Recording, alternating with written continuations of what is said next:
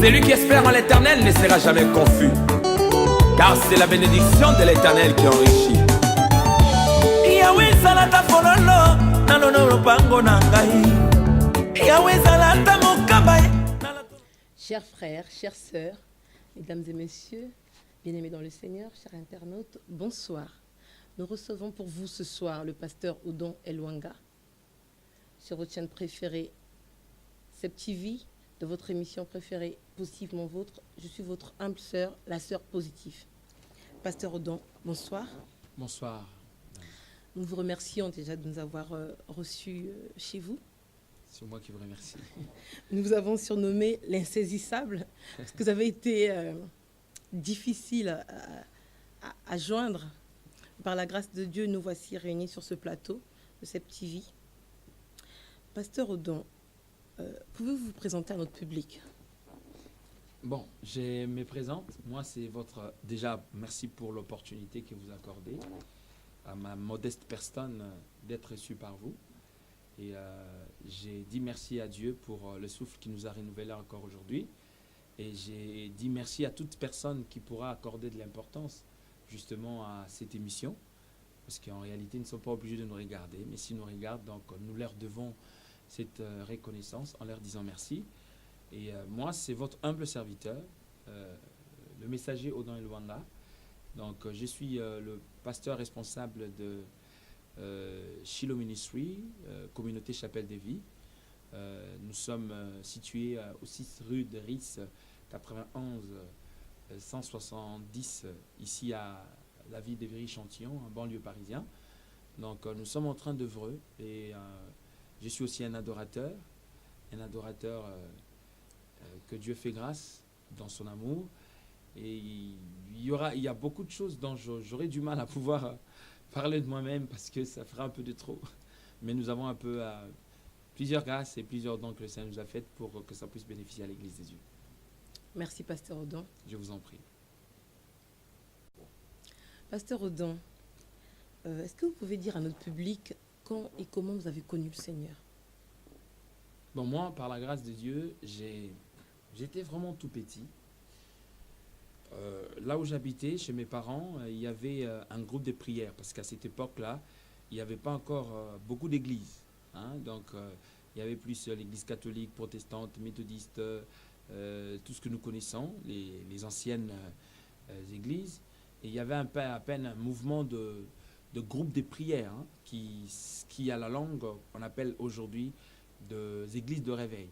Donc, du coup, j'étais dans ces groupes de prière qu'on appelait KVK, c'est-à-dire un groupe de prière Victoire Kimpemba, où j'avais reçu le Seigneur Jésus-Christ comme Seigneur et Sauveur.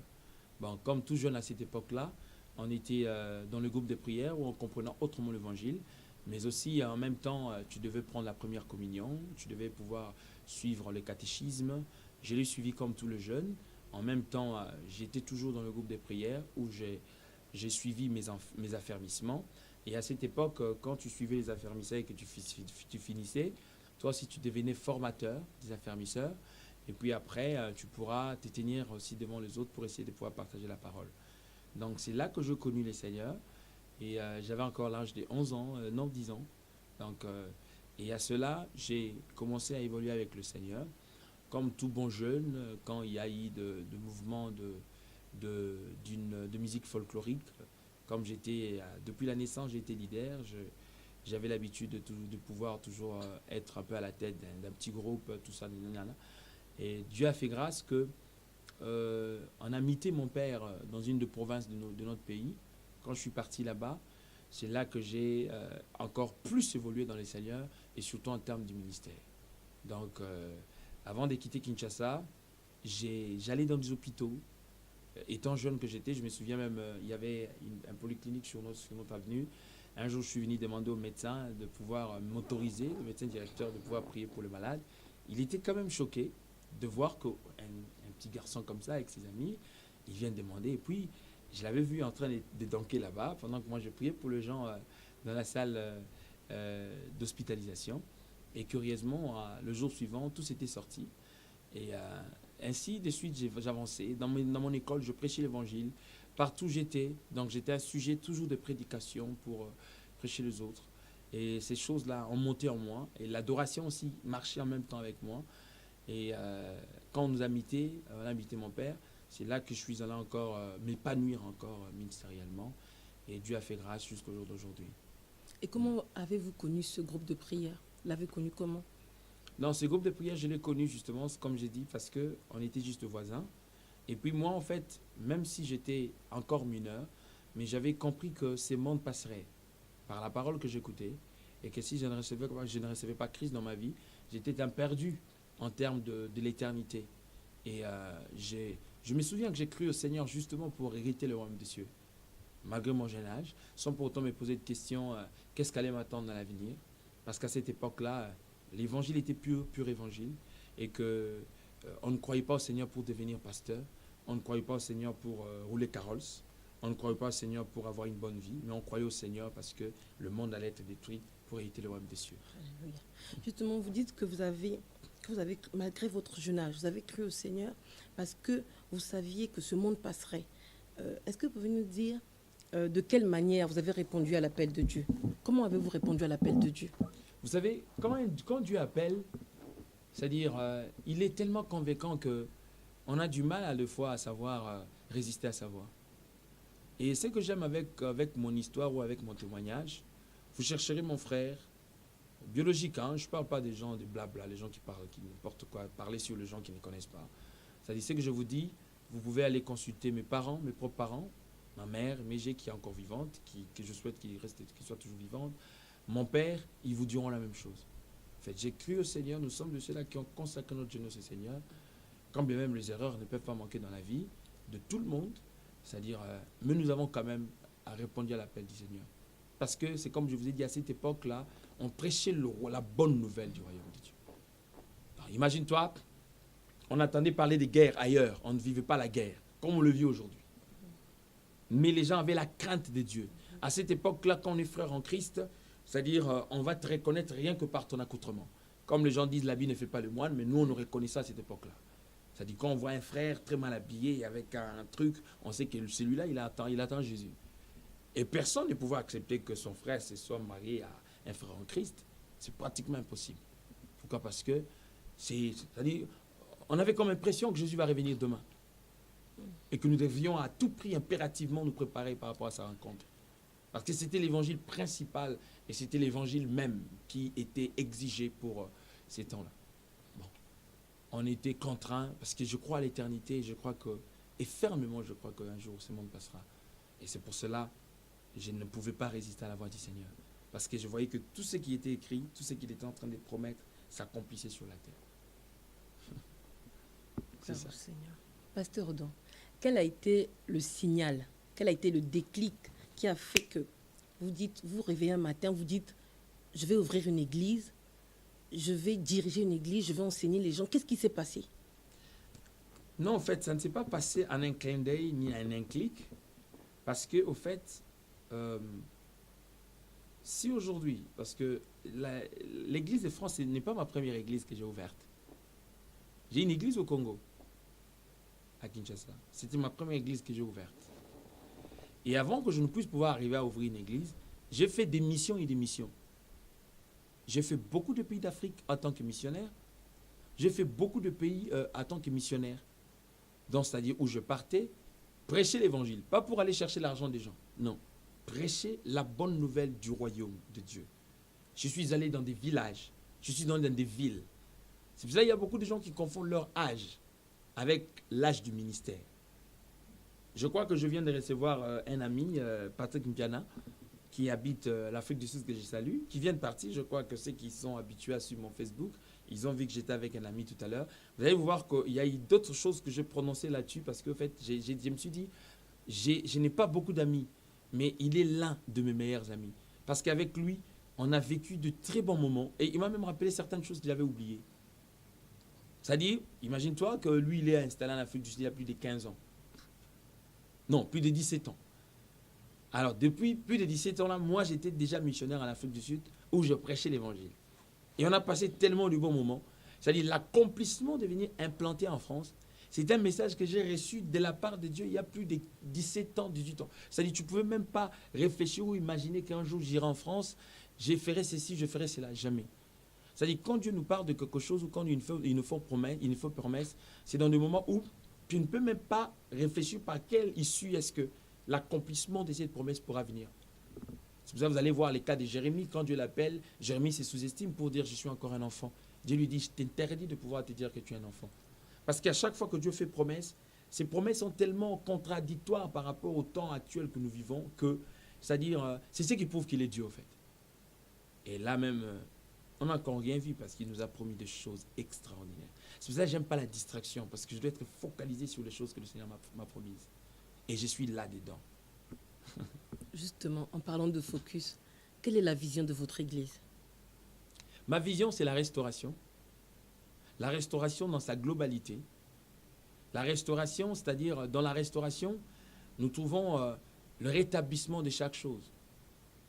C'est pour ça que vous allez voir, bon, chez certains, ils pensent que j'ai un évangile des condamnations, mais pourtant, ce n'est pas un évangile des condamnations. Parce que simplement, en fait, aujourd'hui, nous avons beaucoup de chrétiens indisciplinés, qui n'aiment pas la discipline, mais cependant, on ne peut pas vivre la gloire de Dieu dans une atmosphère d'indiscipline. Quand le Seigneur a fait descendre le feu, je l'ai toujours dit, pour les gens qui me suivent, Dieu n'a pas fait descendre le feu à l'époque d'Élie parce qu'Élie était le prophète favori de Dieu. Non. Preuve en est que quand il s'est estimé être le seul, Dieu l'a reproché. Il a dit non, Élie, tu n'es pas le seul. Il y a encore 7000 qui n'ont pas fléchi les genoux devant le prophète de Baal. C'est parce qu'Élie avait compris que Dieu est tout puissant, mais il est faible en une chose. C'est qu'il est incapable de se trahir et de trahir sa parole. Donc, Dieu aime le rétablissement. C'est quand Élie a rétabli l'autel de Dieu selon le modèle de Dieu, c'est alors que Dieu a fait descendre le feu. Dieu m'a dit, Odon, tu iras partout dans le monde prêcher la bonne nouvelle du royaume pour ramener le peuple à la repentance. Et puis deuxièmement, il m'a dit que partout tu partiras, tu vas prêcher pour ramener le cœur de fils à moi. C'est pour ça que vous allez voir, à chaque fois que je vais prêcher quelque part, même si je prêche un autre message, les gens passent toujours aux aveux pour dire « Papa, je veux servir de Dieu autrement que comme je pouvais le faire hier. » Et c'est ça la lignée que Dieu nous a donnée. Dans la restauration, nous avons tout, dans tous les domaines, en termes de puissance, en termes du message, en termes de la formation. Nous avons, c'est-à-dire tout cela englobe les choses, c'est-à-dire englobe la restauration. L'intégralité de tout ce que le Seigneur est censé réparer dans la vie des gens, parce qu'on l'appelle le réparateur de brèches. C'est pour ça que j'ai un message fort. D'ailleurs, c'est un livre que je suis en train d'écrire au cabinet de l'avocat suprême. Je parle sur la jeunesse chrétienne face à la mondialisation. C'est un livre aussi que je suis en train d'écrire. Pourquoi? Parce que le monde est déjà pollué, le monde est détruit, et plus on avance, le diable multiplie les efforts pour essayer de pouvoir séduire un maximum de gens. Nous avons de ceux-là qui sont déjà déchus, qui sont déjà dans l'apostasie. Mais à travers l'évangile de la restauration, on parvient à restaurer, à ramener le cœur de certaines personnes qui étaient éloignées de Dieu, de pouvoir revenir vers l'essentiel. Et Dieu nous fait sa grâce, on reste à l'essentiel pour essayer de faire ce que le Seigneur veut. Alléluia. Et quel est l'objectif principal de cette assemblée? L'objectif principal de cette assemblée, c'est clair, c'est comme j'ai dit. L'objectif, c'est quoi?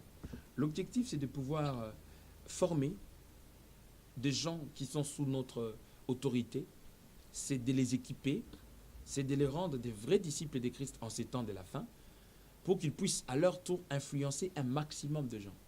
Vous savez, ce n'est pas pour rien Jésus s'est focalisé sur 12. Le 12, par eux, moi qui suis congolais du fin fond, les autres sont éthiopiens de l'autre côté, ont cru au Seigneur simplement pourquoi? Parce que je crois à l'investissement humain. C'est-à-dire qu'on s'investit sur des choses, sur des personnes conscientes, on peut pouvoir avoir des résultats. Peu importe le temps que ça pourra prendre. Nous, on reste fidèles à la mission pour atteindre l'objectif. L'objectif, justement, c'est de ramener toutes ces personnes-là à la connaissance parfaite de Christ. Comme Jésus lui-même a dit à la prière sacerdotale, « Père, je prie qu'ils te connaissent, toi, le seul vrai Dieu et le Fils unique que tu as envoyé. Je n'ai pas d'autres objectifs qui peuvent être en dehors de la parole que de principes que le Seigneur a laissés. » Et c'est ça. Je remercie Pasteur Renaud. Je vous en Chers frères et sœurs, chers bien-aimés dans le Seigneur, messieurs et mesdames, après avoir découvert notre pasteur Odon, après avoir écouté sa vision, quel était son objectif principal, nous allons maintenant évoquer des questions d'actualité, d'accord? Parce que la Bible nous dit que l'Église est le sel de la terre. Donc nous voulons savoir que pense l'Église sur ce qui se passe dans notre pays. Pasteur Odon, que pensez-vous des attentats de Nice? Ce que je pense, c'est que nous vivons dans un environnement. Le Seigneur, s'il trouvait qu'il n'était pas nécessaire de pouvoir nous conserver sur la terre, il aurait pu nous enlever aussitôt que nous l'avons cru en lui. Mais le fait qu'il nous garde encore sur la terre, comme il a dit, Père, je te prie que tu les gardes en étant sur la terre. C'est-à-dire la France, moi j'aime beaucoup la France parce que c'est une terre d'accueil. C'est-à-dire c'est une terre qui m'a accueilli, dont la souffrance de la France peut aussi affecter ma vie, m'affecte clairement. C'est-à-dire je ne peux que compatir avec toutes les familles qui ont perdu de proches. Pourquoi? Parce que dans l'unité, dans l'amour et dans cette solidarité, on peut pouvoir construire justement ces beaux pays. Vous savez, quand vous allez quelque part, comme Christ l'a dit, on vous reçoit en vous servant même ne fût-ce qu'un verre d'eau, vous devez pouvoir laisser la bénédiction dans ces pays-là. C'est-à-dire tout ce que j'ai pris, que le Seigneur nous préserve, que le Seigneur garde ces pays, qu'il l'épargne de toute forme de ces incidents que nous venons, cruels justement, inacceptables, que nous venons de constater tous, et que sa main vraiment puisse pouvoir se poser. Nous savons qu'il y a beaucoup de promesses de la Bible qui nous promettent toutes ces choses, mais malgré toutes ces choses, que le Seigneur nous fasse grâce. Pourquoi? Parce que, vous savez, il y a des fois, ça fait mal. Il y a ces images que vous ne pouvez pas regarder avec les enfants. Pourquoi? Parce que quand ils vous posent des questions, vous n'avez pas de réponse à donner. Donc, moi, je ne me sens pas étranger dans cette terre. Pourquoi? Parce que c'est la terre de mon père. Il m'a dit partout, fleurant la plante de vos pieds, je vous les donnerai en possession. Je me sens congolais, je me sens français et je me sens européen. Donc, tout ce qui peut pouvoir affecter l'Europe ou la France d'une manière ou d'une autre m'affecte carrément. Et quand je suis à la tête d'une église, impérativement, ensemble avec l'église, nous devons pouvoir prier pour la France. Pourquoi? Parce que c'est une terre qui nous accueille. Si aujourd'hui, nous sommes dans la paix, nous servons les Seigneurs, nous adorons, nous nous promenons, aujourd'hui nous avons l'opportunité d'avoir à faire cette émission, c'est justement parce qu'il y a la paix. S'il n'y avait pas la paix, on ne le ferait pas, on ne serait pas ici. Mais Pasteur Odon, la Bible nous dit que nous sommes la lumière du monde. Justement, en tant que lumière du monde, quelle explication pouvons-nous donner face à ce qui s'est passé? Parce que pour des personnes qui ne croient pas au Seigneur, qui ne connaissent pas le Seigneur, pour des personnes qui sont athées, pour des païens, ils peuvent se dire Dieu n'existe pas. Si Dieu existait, pourquoi il y a eu ça? Est-ce que l'Église a une explication par rapport à ce qui s'est passé? Qu'est-ce que l'Église peut expliquer? Quel est, comment dire ça, bon, divinement moi, parlant? Déjà personnellement... Est-ce que nous devons être effrayés? Le peuple de Dieu doit être effrayé? Les gens doivent être, ou bien les gens doivent prendre courage, ou bien c'était déjà écrit dans la Bible, c'était déjà prévu? Bon, déjà, pour moi, à la base, déjà, j'ai cette option ou cette optique d'athée. Je ne crois pas aux athées. Je ne crois pas qu'il existe des athées. Pourquoi? Parce que dans le domaine de la croyance, la plupart de ceux qui prétendent être des athées, qui ne croient en rien du tout, ils ont toujours une croyance à un être supérieur. Même si ce n'est pas Dieu, mais ils ont toujours croyance à quelque chose. Donc, dans tout ce qui se passe dans la vie, nous avons des gens qui sont des pionniers de la chose, qui connaissent réellement l'idéologie, mais nous avons aussi des suiveurs, comme dans l'Évangile. Je veux dire quoi? C'est comme aujourd'hui, par exemple, nous avons des pratiques occultes qui dérivent de pratiques contre nature, qui est à la base de la prolifération de tout ce que vous connaissez sur l'homosexualité et autres. Nous avons de ceux-là qui les pratiquent par plaisir, mais nous avons de ceux-là qui les pratiquent parce qu'ils ont certains pactes. Et conscients de ce qu'ils font, ils savent ce qu'ils font. Et maintenant, ceux qui sont victimes, c'est qui? Ce sont ceux-là qui les pratiquent et non seulement se penchant simplement sur, bon, écoutez, si je veux me faire du bien, je veux le plaisir. C'est pareil avec le nudisme, ceux qui font le nudisme. Il y a de ceux-là qui sont nudistes par plaisir. Bon, écoutez, bon, je me sens mieux dans ma peau, comme ils le disent.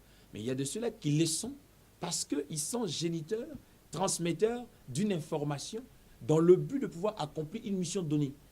Et ça se trouve dans tout le domaine de la vie. Parce que quand on ne croit pas en Dieu, on dit qu'on ne croit pas en Dieu. Le mot Dieu, d'abord, ça signifie quoi? C'est-à-dire, mais on doit toujours avoir une force une source d'une force quelque part, où l'on croit toujours. Et bon, comme les gens, par exemple, sont dans l'utopie, quand ils disent, bon, le monde est créé par la science. La science, c'est quoi?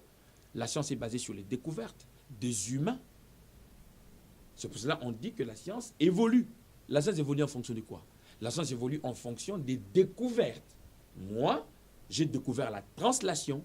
L'autre vient après moi, il découvre la rotation, ainsi de suite.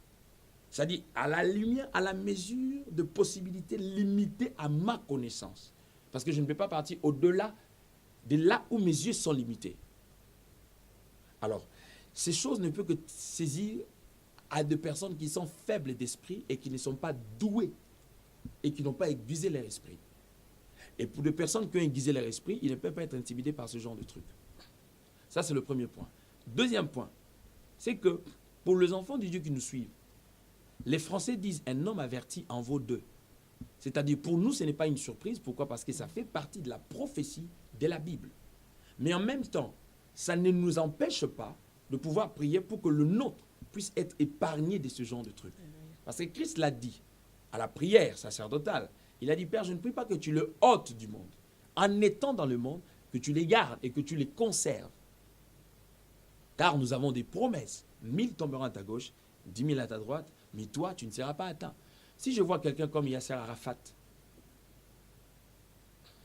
qui ne parlait pas en langue comme toi et moi, qui pouvait être dans un avion, dans une haute altitude, et que l'avion s'écrase en trois, on le retrouve en train de marcher sur les déserts, et à combien plus forte raison les hommes et les femmes qui ont le Saint-Esprit et qui sont nés de nouveau et qui sont des personnes qui ont la promesse qui dit la Bible, que l'ange de l'Éternel campe tout autour de ceux qui craignent l'Éternel.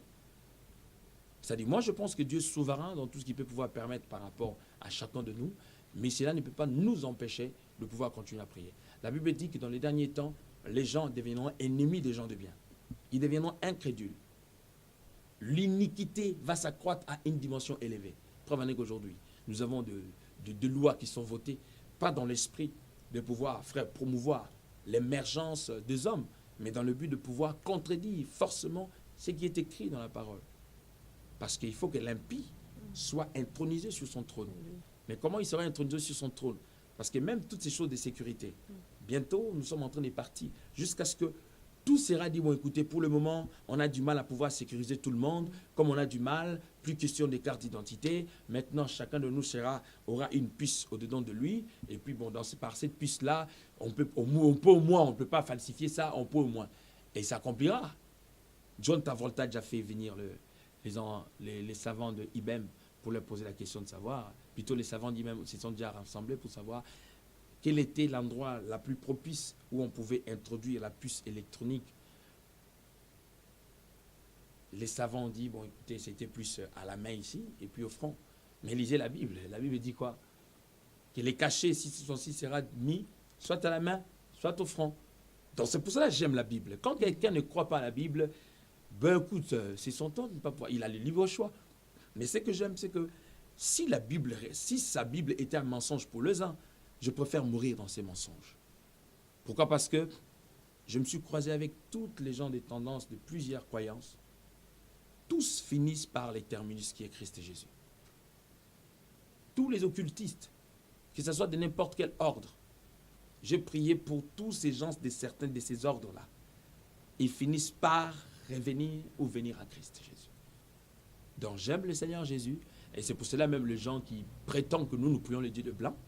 Déjà, c'est une bassesse d'esprit. Pourquoi? Parce que, déjà, de par le mot Dieu, on ne peut pas réduire Dieu aux races. Déjà, Dieu est esprit, Dieu n'est pas raciste. Parce qu'il est au-dessus des races. C'est lui qui est le créateur de toutes ces races. Blanc, rouge, noir, c'est nous qui les différencions. En réalité, l'homme, c'est l'esprit, au fait. Et puis, je ne préfère pas prier un petit Dieu qui n'est qu'un petit Dieu de noir, qui n'est qu'un petit Dieu de blanc. Non. Moi, je prie un Dieu qui est au-dessus, c'est lui qui commande, c'est lui qui est le géniteur de toutes les races. Il est le Dieu des blancs, de rouges, de noirs, des verts, de tout ce que vous voulez. Et moi, je pense que c'est celui qui est au-dessus de tous, c'est celui qui est mon Dieu et c'est lui que je prie. Gloire au Seigneur. Justement, tout à l'heure, vous avez évoqué Yasser Arafat. Je bénis le Seigneur pour cela. Ça prouve que c'est vraiment le Saint-Esprit qui nous guide. Justement, en parlant de Yasser Arafat, j'allais venir en disant, que pensez-vous du conflit israélo-palestinien? Enfin, quelle est la position de l'Église par rapport à ce conflit-là? Non, la position de l'Église est claire. Israël est l'horloge de l'Église. C'est-à-dire, l'Église doit pouvoir regarder sur tout ce qui se passe au Proche-Orient, qu'ils comprennent les temps de la prophétie. La Bible dit que quand Israël sera en mesure de pouvoir rétablir l'autel, qui est les temples dont ils ont toujours l'habitude de pouvoir se disputer avec la Palestine, c'est-à-dire qu'il faut que l'Église fasse attention. Donc, Israël, avec tous ces conflits qui se passent au niveau de Palestine, c'est un signe majeur pour que les chrétiens comprennent que les temps du Seigneur sont proches. Jésus a dit, lorsque vous verrez les figuiers devenir tendres, vous qui lisez la prophétie, faites attention. Voilà, donc c'est pour cela, moi, dans ce que je fais, j'aime pas la distraction. Pourquoi? Parce que chacun de nous sait pourquoi il a cru au Seigneur. Il sait pourquoi il est venu au Seigneur. Bon, il y a des uns qui sont venus parce qu'ils devaient devenir riches. Bon, il y a des autres qui sont venus parce qu'ils devaient se marier. Il y a les autres qui sont venus parce que, pour ceux qui sont africains, parce qu'ils devaient venir en Europe. Il y a de ceux-là, qui sont ici. Bon, il est venu, celui qui est né ici, ou bien qui est blanc, qui est français, de souche ou quoi. Il est venu parce qu'il avait la dépression. Bon, chacun sait le pourquoi. Mais j'aime ce qu'Atoms dit, le tout, c'est pas un problème. Le tout dépend, n'importe quelle manière vous êtes venu au Seigneur, c'est pas un problème. Le tout dépend de ce que nous donnons en retour, que nous comprenions pourquoi nous sommes là. Et ça nous permettra de pouvoir aller plus loin. Donc, Israël, c'est un signal fort pour tous les événements que dit la Bible et que le chrétien doit pouvoir regarder pour essayer de pouvoir se préparer par rapport à la rencontre de l'époux. Bénissons le Seigneur. Est-ce que pour le pasteur Odon, le monde va mal? Mais bien sûr. Avec tout ce qui se passe en ce moment, le monde va mal ou pas? Bien sûr, bien sûr. Je l'ai prêché tout à l'heure quand j'étais en train de parler. Aujourd'hui, tu peux me dire un pays où on peut pouvoir se sentir à l'aise dans sa peau? Les États-Unis étaient le seul pays au monde où quand tu arrivais, tu pouvais déchirer ton passeport. Et cette statue de la liberté qui était mise là, elle était mise pour une cause bien donnée, parce que c'était un pays de la liberté. Et aujourd'hui, peu importe ce que les gens peuvent dire, c'est leurs arrangements, ça, c'est pas ça le problème. Le problème, c'est que l'insécurité est maintenant mondiale. Et ce qui est grave, c'est que le pays le mieux renseigné, le pays le mieux sécurisé, le pays le mieux protégé, ce sont les pays le plus touchés. Donc du coup, le monde va mal en termes d'iniquité, en termes de l'économie, en termes de la politique. Aujourd'hui, nous avons des massacres qui bénéficient à certains politiciens dans le monde. Nous avons aujourd'hui l'économie qui est en train des boiteux. Non, parce que ils sont en train de créer quoi que ce soit, parce qu'il y a certaines notions qui les échappent. Donc ça prouve combien est-ce que... C'est pour ça que j'aime la Bible, comme je dis. Tout ce que j'ai vu, tout ce que nous voyons dans le monde, c'est écrit dans la prophétie. Bible. Et qu'est-ce que nous pouvons faire face à ça, puisque le monde va mal? Quel est notre recours? Jésus a dit, je suis le cep, vous êtes les sarments. Alléluia. Un sarment ne peut pas vivre sans le cep. Pourquoi? Parce que le cep, c'est le prolongement du pivot, tel que nous l'avons étudié en botanique. C'est le prolongement de la racine principale. Et le sarment s'est nourri de la sève brute qu'il reçoit de par la racine principale, qui est Christ Jésus. Donc tu ne peux pas prétendre vivre sans pour autant t'attacher à celui qui est le Verbe incarné, qui est la parole et l'accomplissement de tout ce qui avait été écrit. Il a dit, c'est lui qui persévéra en moi jusqu'à la fin, je le couronnerai de gloire et il sera une colonne dans la maison de mon Père. Donc ce qui veut dire, je suis heureux aujourd'hui d'avoir Christ, et Paul a dit, Christ en nous, c'est l'espérance de la gloire. Je ne les regrette même pas et je ne les regretterai jamais. Chers spectateurs, nous bénissons le Seigneur pour tous ces éclaircissements. Comme la Bible dit, nous sommes le sel de la terre, nous sommes la lumière du monde. Et voici que notre cher messager de la bonne nouvelle vient de nous éclairer sur ce que nous devons faire, sur ce que nous pouvons faire. Maintenant, nous allons un peu poser notre regard sur le corps du Christ. Continuez à suivre.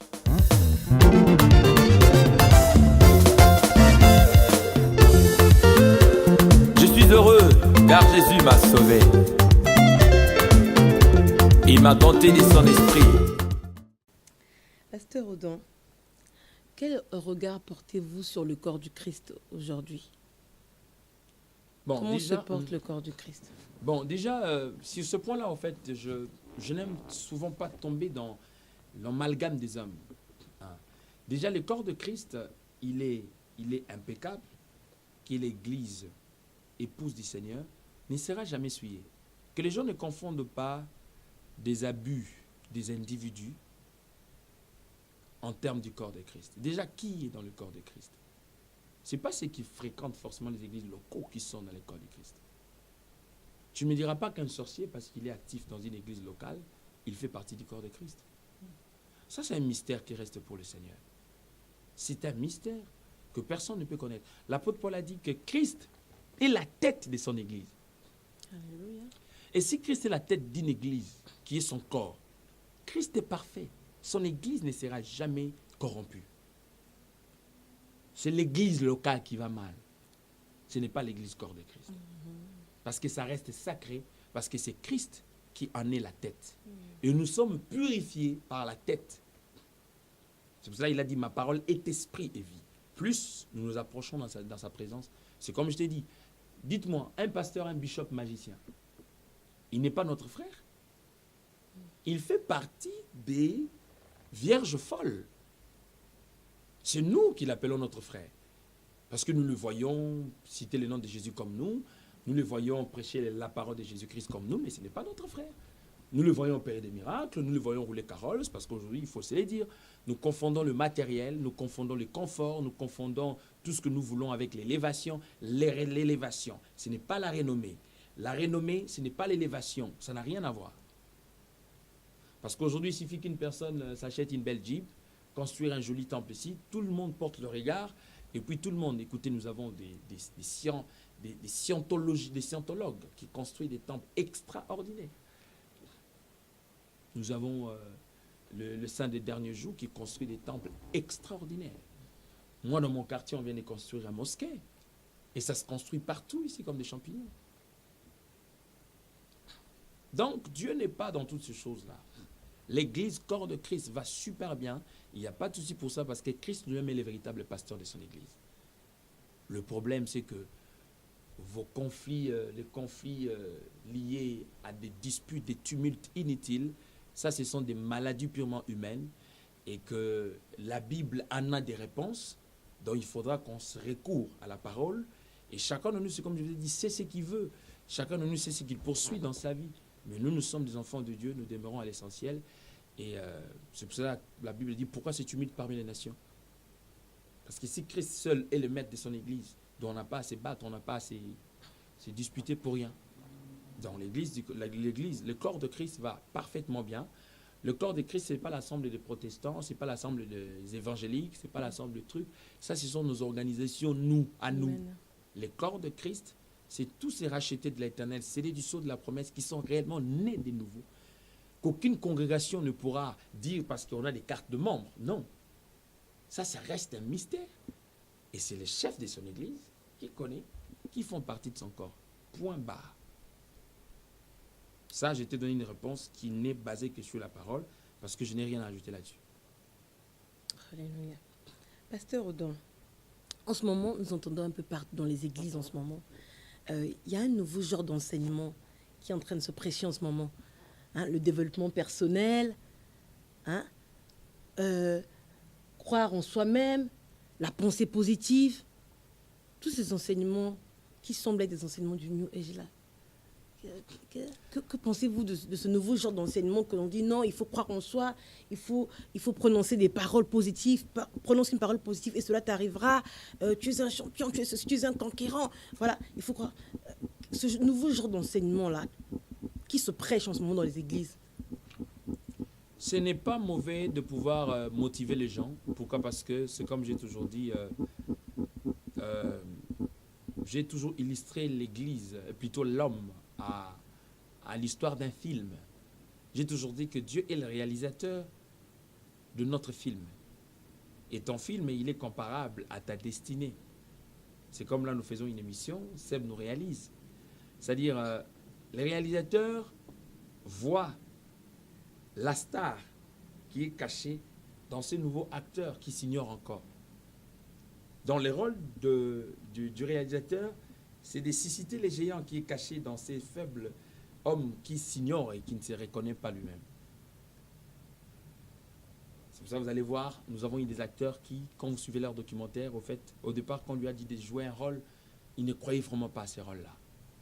Mais parce que le réalisateur s'est tenu là pour insister, c'est alors qu'il sort le meilleur de lui-même et demain il se retrouve au Festival de Cannes.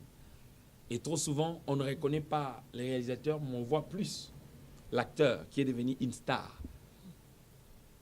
Donc, activer un euro qui dort en termes de pouvoir l'encourager, comme Dieu l'a fait dans la Bible. Il a dit à Josué, fils de Nun, prends courage. Aujourd'hui, Moïse n'est pas, c'est pas mauvais. Mais tomber dans l'amalgame de tout centraliser sur l'homme, nous tombons dans l'occultisme. Parce qu'au fait, il y a des domaines que Dieu a interdit à l'homme de développer soi-même. Parce qu'il y a un mystère du développement de soi. Dans les 5 sens que l'homme a.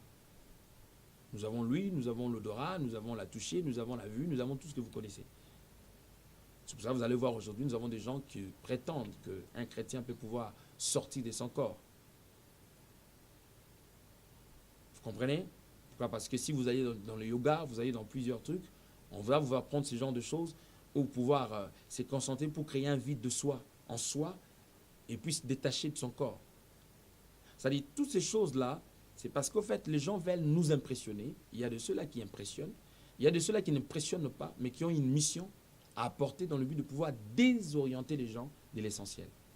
Les rôles dans tout ce que tu me dis, je veux pouvoir les synthétiser sur une parole.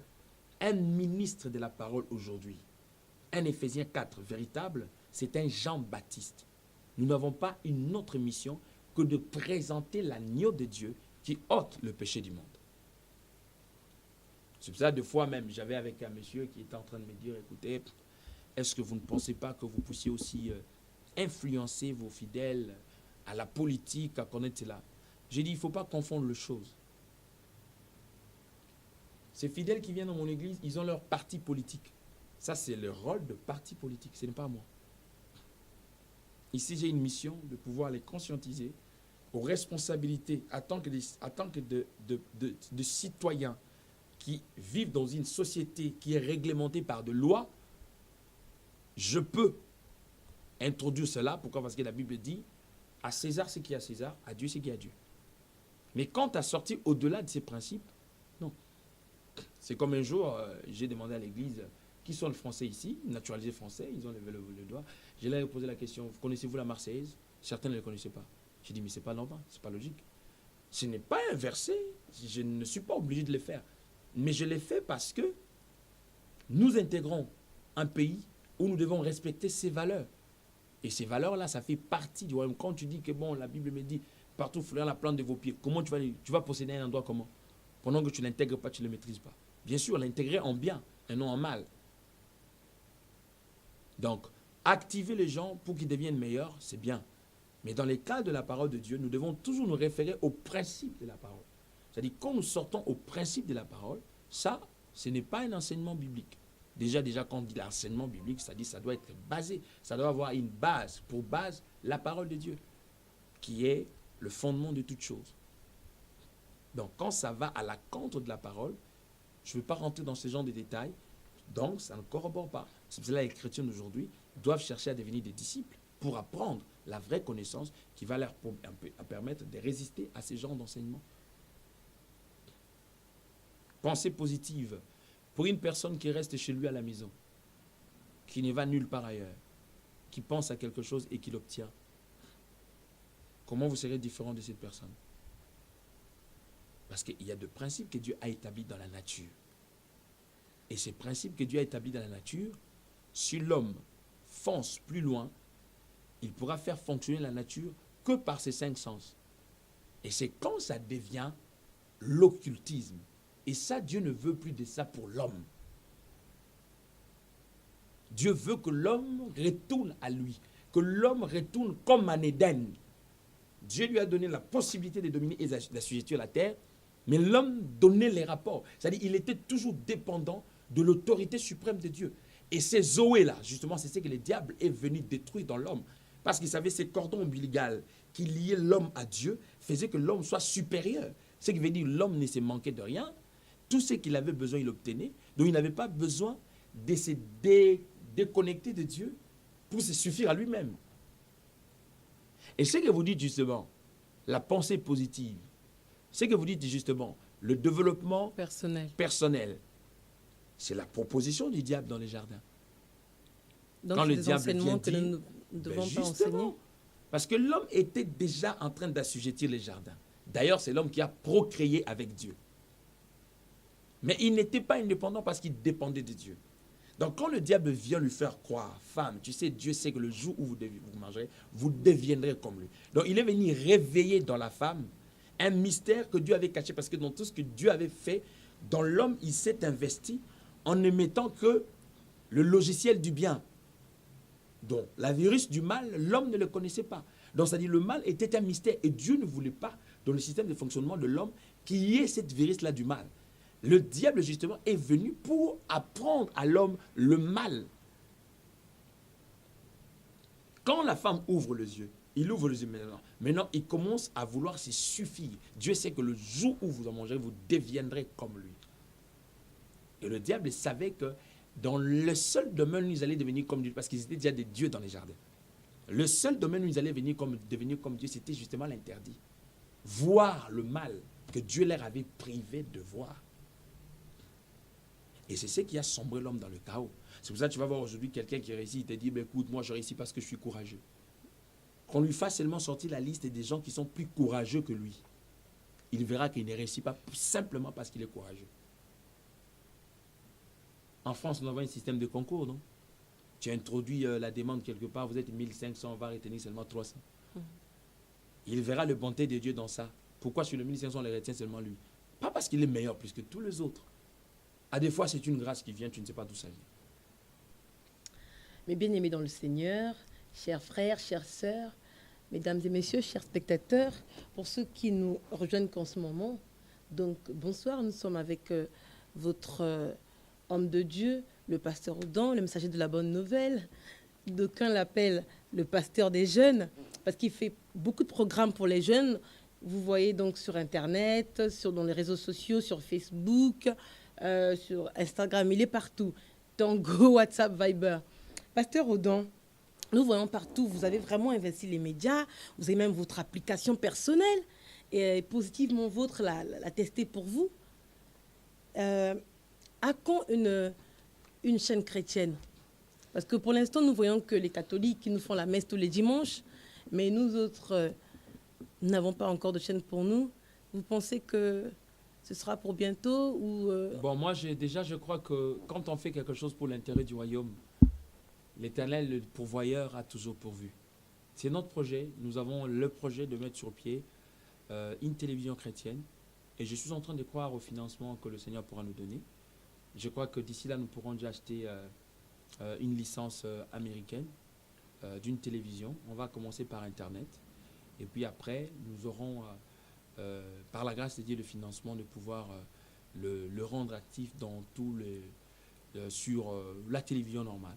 Et je suis en train de croire que le Seigneur pourra nous faire grâce. Parce que vous savez, la francophonie a besoin justement de cette matraquage évangélique. C'est très important, surtout dans la francophonie. Merci pour ces hommes de Dieu puissants qui sont en train vraiment de faire déjà cette percée-là. J'en ai vu, je bénis le Seigneur pour ça. Et je crois qu'il y a quelque chose qui se passe. Il y a quelque chose qui se passe. Et le Seigneur prépare une grande armée pour justement ce réveil-là. Et à très bientôt, je crois que le Seigneur nous fera grâce. Dans ce qu'on est déjà en train de faire, bientôt, il y aura la télé chrétienne pour le réveil dans la francophonie. Justement, en parlant de ça, est-ce que vous avez un événement? Vous pouvez dire à notre public si vous avez un événement en ce moment? Bien sûr. Vendredi 12 août, nous avons une grande nuit prophétique de réveil dénommée Oracle des minuit, qui aura pour thème « Vous avez assez demeuré sur cette montagne », 2e édition. Donc, vendredi 12 août, nous avons béni les Seigneurs le 8 juillet passé. Nous avons eu des gens qui sont venus de la Bruxelles, de la Belgique, de Nice, des Grenoble, des gens qui sont venus de partout qui nous suivent. Ils sont venus spécialement pour ce programme-là. Et je bénis les Seigneurs parce qu'il y avait même des cousines de Seb qui sont venues. C'est-à-dire, nous avons eu toute tendance, qui sont venus et nous sommes confiants que tous ceux qui nous suivent par la grâce de Dieu, vous tous qui êtes convaincus de ce que nous sommes en train de vous donner, même si vous habitez où, n'hésitez pas à ces grands programmes parce que vous savez, j'ai toujours dit, celui qui a vaincu la nuit a vaincu le jour. C'est-à-dire, tout ce qui se passe la journée, le jour ne reçoit que les injonctions de la nuit. Donc, le jour n'est que là pour exécuter ce que la nuit lui communique. Tout se prépare dans la nuit. Et je vous prie, s'il y a des choses qui ont été dites sur vous, le mauvais sort, nanani, nana, vous êtes là en train de nous suivre, vous avez été victime de certaines oppressions qui ont été le résultat de la nuit. Si il suffisait une nuit, je crois qu'il suffit aussi une nuit que tu puisses changer les données. Et vendredi 12 août, n'hésitez pas, ne manquez pas, venez tous ensemble dans cette grande activité. Toute la nuit, nous serons dans la présence de Dieu. Et ceux qui étaient morts ressuscitera. I believe, je crois. Chers spectateurs, nous sommes pratiquement arrivés donc, au terme de notre émission. Donc, Pasteur Odon, quel est le mot de la fin? Qu'est-ce que vous pouvez dire à ceux qui nous suivent en ce moment? Le mot de la fin, c'est que ceux qui ne connaissent pas le Seigneur, je vous invite à connaître le Seigneur. Jésus-Christ comme le seul Seigneur, le Verbe incarné et celui qui est le sujet principal de la Bible, de Genèse en Apocalypse. Il n'y a pas un autre message. On peut le prêcher sous plusieurs dimensions, sous plusieurs formes, sous plusieurs diversités des grâces, mais il reste le sujet principal. Et deuxièmement, c'est que nous sommes situés au 6 rue de Ris, 91 170. Vous avez besoin d'être suivi, encadré, à travers ce que vous avez entendu. N'hésitez pas. Venez chez nous. Nous prions chaque mardi de 19h à 21h juste, où nous sommes dans un culte évangélique de prière. Jeudi, nous avons culte de 19h à 21h, où nous avons école de prière ainsi qu'école des disciples, c'est-à-dire des enseignements. Et puis chaque dimanche, nous sommes là à partir de 10h45 à 13h30. Nous passons du temps fort dans la présence de Dieu, dans des cultes d'adoration, dans des cultes puissants d'adoration. Et le pasteur que je suis reçoit chaque mardi et puis chaque jeudi. Donc voilà ce que je peux pouvoir dire. Pour le reste, je vous dis merci. Excusez-moi, pasteur, vous recevez chaque mardi et chaque jeudi à quelle heure? Je reçois chaque mardi et jeudi à partir déjà de 15h. À la limite, 14h, je suis là, où des gens qui ont des divers problèmes, qui ont des soucis, qui ont divers problèmes, qui ont besoin de conseils de l'homme de Dieu, ils viennent nous voir pour qu'on puisse passer des temps de conseils et puis de prier avec eux ensemble. Au reste, je vous dis merci de m'avoir choisi parmi tant d'autres. Et je crois que par la grâce de Dieu, prochainement, on aura encore cette possibilité de passer notre émission. Merci à vous. Voilà, chers spectateurs, nous sommes arrivés à la fin de notre émission. C'était donc votre humble serviteur, le pasteur Odon, ainsi que votre humble sœur et servante, la sœur positive, dans votre émission préférée, Positivement Vôtre, sur votre chaîne préférée, Seb TV. Merci de nous avoir suivis du début jusqu'à la fin. Ne ratez pas la prochaine émission parce que le messager de la bonne nouvelle a encore beaucoup de choses à nous révéler sur le Seigneur, sur la parole de Dieu, sur l'actualité et sur les révélations. Je vous dis à la semaine prochaine. Merci, au revoir.